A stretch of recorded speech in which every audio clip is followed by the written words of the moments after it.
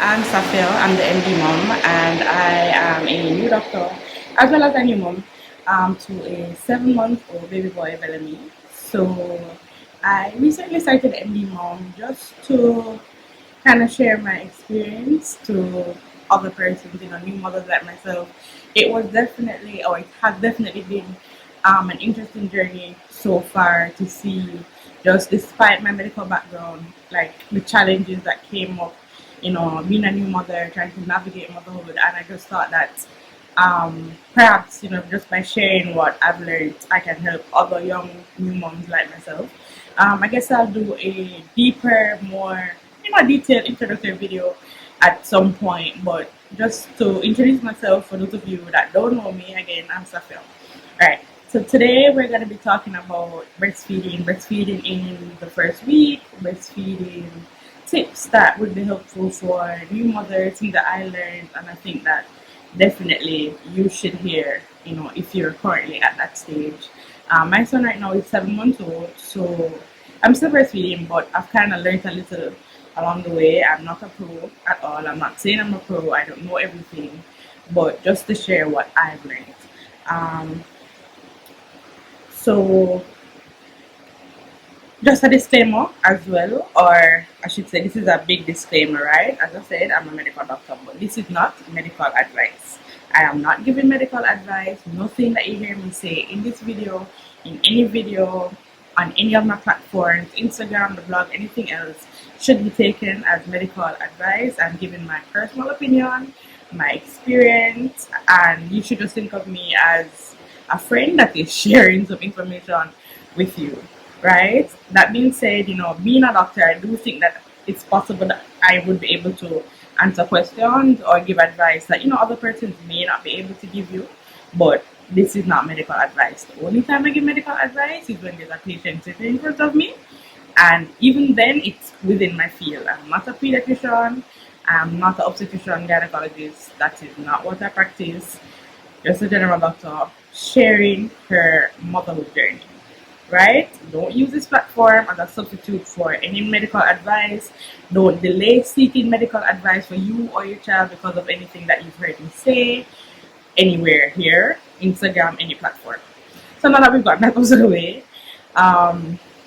just to get straight into it, I'm going to be sharing 7 things I think every new mom should know, 7 things I think is important for every new mother to hear about breastfeeding. Things that probably aren't commonly spoken, but definitely you should hear this. So the first thing to share is that breastfeeding can hurt. That probably sounds obvious to some people. To some persons, it's probably comforting to hear you say that. A lot of times we're made to feel like breastfeeding is just, like a normal rite of passage, it's expected, you're a mother, you're just supposed to just push the baby out and put the baby on the breast and start feeding. And it doesn't always work like that. For a lot of women, a lot of times, that's not the journey, that's not the case, and it can be a little bit of a learning curve, right? I say this because a lot of times, if you don't get it right away, if it's not working for you right away, if you just, having troubles with latching or anything else, it can be made to feel like you're failing, whether for your own self-blame or even other people. And that's just not the case. When you breastfeed, you do feel some pain, and this is normal pain now in your stomach, your belly, your abdomen, your tummy, right? And that's because, as you're breastfeeding, it's kind of giving off hormones and signaling your body to just contract the uterus and help it to get back to your pre-pregnancy size. It's helping your body to heal. That's normal pain. Pain in the breast, any soreness of the nipples, bleeding, cracking nipples, pain while you're breastfeeding, that's not normal. There can be difficulties, that you can have sometimes if the baby's not latching properly. That can lead to that. You just have to give yourself some time, exercise some patience, and really and truly, this is kind of like a segue into my second point, which is that it's okay to seek support. Personally, like when I started breastfeeding, I never had milk, but from the jump, Bellamy, that's my son, he was able to latch properly, and so that actually encouraged my body to produce milk, because every time he was hungry, I'd put him on the breast, he would feed, or try to feed, and that kind of signaled my brain to produce what it needed to produce, to make what it needed to make, so that I could produce breast milk. I got lucky in that sense. For a lot of women, that's not the case. If you're having problems latching, you're just not sure how to hold the baby, you're not sure how to breastfeed, you just don't have any clue, that's absolutely okay. It's definitely okay to seek support. I know locally that can be a challenge because there aren't a lot of places, even in the public hospital. I know, well, at Victoria Jubilee, where I worked for a period of time, there aren't a lot of persons that are there to support you. Of course, the nurses are there and they'll offer advice, but they're busy. There are like 2 or 3 persons that is specifically their job. But of course, they go in through the entire hospital. Moms are coming and going. And most times, they probably only get to consult with that person once or maybe even twice for the entire time in the hospital.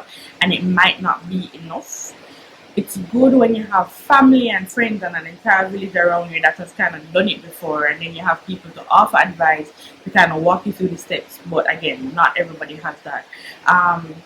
There are a few places, new places now locally. I think there's some persons online as well that they made us have an Instagram, and they'll come to you or you go to their office.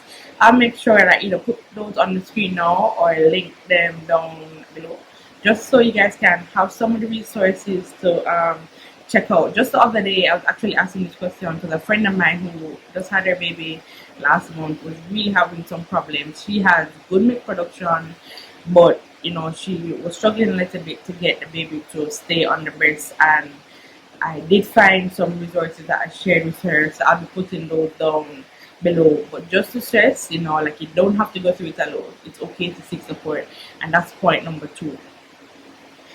Point number 3, this one, even as a doctor, I don't think I considered it, or it's kind of like, how does it? You know something, but you never really thought about it. So, like, that, okay, the baby is here at some point, like, the baby's going to get more active, or, just going to be a little bit more alert after being born. But this, to me, was still somewhat of a shocker. And that's to just brace yourself for the second night. Brace yourself for night number 2. The first night is usually easy, I think, for a lot of persons. I know definitely for me. I mean, I delivered in the night. So that first night was a breeze. I was still drugged up. I slept. Baby woke up a minimal amount of times, and the nurses were pretty hands-on, so I never had to worry about it. Like, I was the one that's trying to do way more than they were asking of me. But that second night, especially when by that second night you're probably at home, or even if you're in a hospital, the baby's a little bit more alert and the baby's hungry. That second night, you can find yourself with a newborn that just seems really hungry, really just constantly feeding, and especially if you're having any of the problems I mentioned before, this can really become emotional. I was just kind of concerned because I never had a lot of milk, and so I found myself just wondering, is he getting enough? Am I feeding him enough? Is it that he's hungry? And it's not, I mean, in a sense, it is that the baby's hungry, but it's more so just God's work. The baby is now here and basically feeding constantly, cluster feeding back to back, just to tell your body, hey, I'm here. It's time for you to do the work. It's just kind of like a wake up signal for your body, to just produce what the baby's going to need for the next few months. If you do have good milk, if you have good milk production, and that has been okay, you just can basically find comfort in the fact that the baby is likely getting enough milk, despite the fact that he or she is constantly feeding. So because I had to give formula anyway, but I know there are a lot of persons that get tempted on that second night to think, okay, maybe the baby's not giving enough, I need to give some formula, I need to do something, and you're running around in the middle of the night trying to find somewhere open, trying to get formula, because they're just not prepared for that at all. Unless you've discussed with your doctor and the doctor says, okay, you need to supplement, chances are the baby is doing fine. But that being said, discuss it with your doctor. The next point I want to add, you are what you eat. So show me what you eat, I'll tell you who you are. Post-pregnancy, you can pretty much eat anything. You can eat most of the things that were forbidden during pregnancy.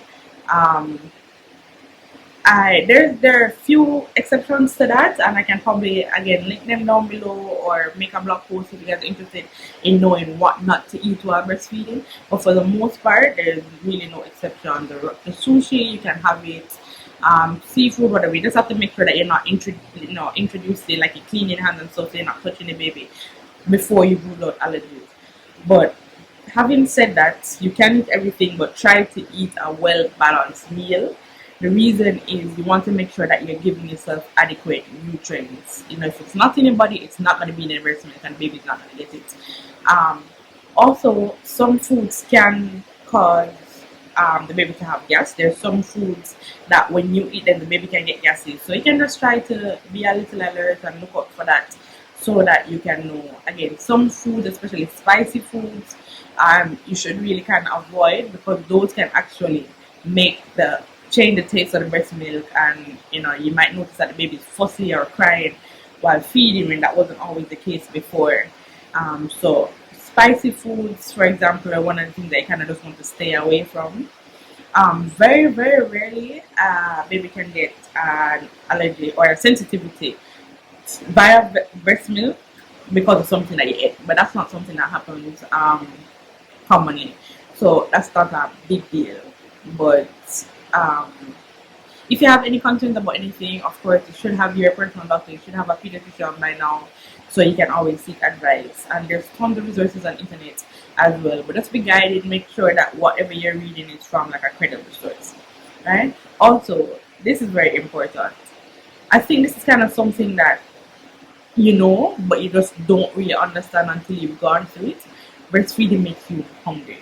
It makes you hungry. It makes you thirsty.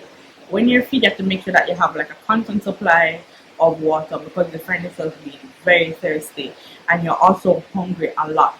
Especially in like those first 3 months, a lot of women actually lose weight because it literally burns so many calories just for you to produce breast milk. I had to kind of figure out a way to have like healthy snacks or quick, easy to prepare meals, because in the beginning I was just eating junk food, KFC round the clock, Oreos, snacks, just anything I could grab quick, because I was so busy, so caught up trying to like adjust with a newborn, and I just really cooking was the last thing on my mind, and I found I was eating a lot of junk, which obviously is not a good idea. Okay, so this one is very important. Learn your baby's cues. Learn the baby talk. Learn how to know when the baby is hungry. A lot of times, and we've all heard, like, oh, the baby's crying, the baby must be hungry. Babies cry when you're hungry as a last resort. So if you find that the baby is crying, that means that you've already missed every other way that baby was trying to tell you that, hey, feed me, I'm hungry. Right? Especially when you're newborns and they're young, they have like what we call the primitive reflexes, mainly like the sucking and the rooting reflex, right? So the baby might wake up and you notice they're making little sucking motions with the mouth, just as if they were on the breast or sucking a finger. You see the mouth doing that. You also have rooting, where it's the baby's kind of just like moving the head around, trying to like, everything the face brush up against, they're trying to see if they can grab it, put it in the mouth, kind of reaching for it with the mouth. And that's called routine, and that's another sign of hunger as well. And those are usually the very first cues you can see. A lot of persons, there's a lot of information about whether or not this is actually scientifically proven or factual, but the closed fist versus open fist, I found it to have some truth to it. I can't say if it's ever been scientifically proven or not, but I think it's definitely something to look out for, especially when they're young. Like the fist being closed very tight. I mean, newborns literally live with their hands kind of closed all day, but if it's closed very tightly, you might ask yourself, hey, when was the last meal, like, if it looks any different than the resting position. And I've definitely noticed that after feeding, there's always just like a little bit of relaxing on the hand. So I don't know, I think it works. I think there's truth to it. So this one is a big one. In Jamaica, we've all heard breast is best, breast is best, breast is best. This is my next point, and this I think is very important for a lot of people to hear. Breast is best, but fed is better. we all know, we've all heard of, all the benefits of breastfeeding, the bonding, the nutrition, it's cheap, you don't have to buy formula, it's easy because everybody has breasts, the whole works. There's so many breastfeeding campaigns in this country, that's probably one of the things that we've gotten right. We've all heard it. But that, I think, can be a double-edged sword. Sometimes it forces a lot of women who are struggling, they're not producing enough, but they don't want to give up on the breast milk because they feel like if they do that, they're failing themselves and they're failing their baby. Fed is better.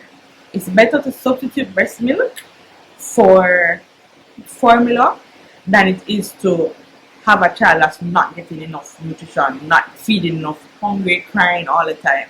It's better to give up the breast milk or add something to the breast milk, like maybe after breastfeeding add a few ounces of formula, than it is to not do that and have a baby that is hungry. A hungry baby is miserable. A hungry baby is fussing all the time. A hungry baby is very difficult as well, and emotionally, mentally for you, that's not a good state. Breast is best, but fed is definitely better. And my last point, just to say it's okay to stop, like I just said, but it's also okay to keep going. If you've decided, because I know I always say, okay, I was gonna give nothing but breast right up to 6 months, and I'm gonna keep going, try to see if it's even in a cup or a bottle, I'm gonna give breast milk for as long as I can, and yada yada. And like I said, I got lucky so far, it's working out for me. But there are times when you kind of have to take stock of the situation and look and think to yourself, like, this is not working out. You're breastfeeding, but it's taking such a toll on you mentally. You're drained, you're tired all the time, you're unhappy. If you're unhappy, baby's unhappy. You can't take care of your baby if you're not in a good place mentally. So it's okay to stop. Like, it's okay to say, hey, I'm going to wean baby onto a bottle, I'm going to pump and put that milk in a bottle because I don't want it on my breast anymore. It hurts, it's uncomfortable, I'm not okay doing this. Or you don't even want to pump, you just want to start formula, you want to just switch it, you're not happy, breastfeeding is frustrating, it's not creating a bond, it's making you miserable. If that's the case, it's okay to stop. But everything I say here, just ensure that, if this is anything that you're considering, you discuss it with your doctor, discuss it with the pediatrician, get advice on what to give, how to supplement, when to supplement in terms of the time of the day. I know that when I was still supplementing, I would give the bottles like at the end of the night or after certain meals. And if you're doing both breastfeeding and bottle feeding, you give the breast first because you want to ensure that you keep producing. So when baby's hungriest, you give the breast and then you add the bottle after that if you decide to supplement. But if you're fed up with it, then it's okay to stop. But conversely, also, it's okay to keep going. There's a lot of shame that can come with, and I have to admit that I can be a little bit guilty of that as well. You see, like, all the kids and they're still breastfeeding. And you might be thinking, what is she doing? That baby looks so big, if you eat food, like, why is that baby on the breast? It's okay to keep going if that's what you want for you and your baby. It's okay to keep going if that is working for you. You just have to ensure that what you're doing is the best plan. So you have to do your own research. You have to ensure that whatever decision you make is what is right for you and your family, because at the end of the day, you're the one that has to live with your decisions. So if that is your journey, then that is your journey. Breast milk is actually recommended up until 2 years old, and so if you want to keep going until 2, that's fine. I don't plan to. I plan to just pump and put it in a bottle at some point, but everybody is different and you just have to do what works for you. Alright, so I just wanted to share those. If you guys have any questions, then you can always let me know. If there's anything else you want me to discuss, feel free to just send me an email and I'll respond as soon as I can. Or if you have any questions about anything that was mentioned, of course you can just send me an email, leave a message, and I'll just get back to you as soon as I can.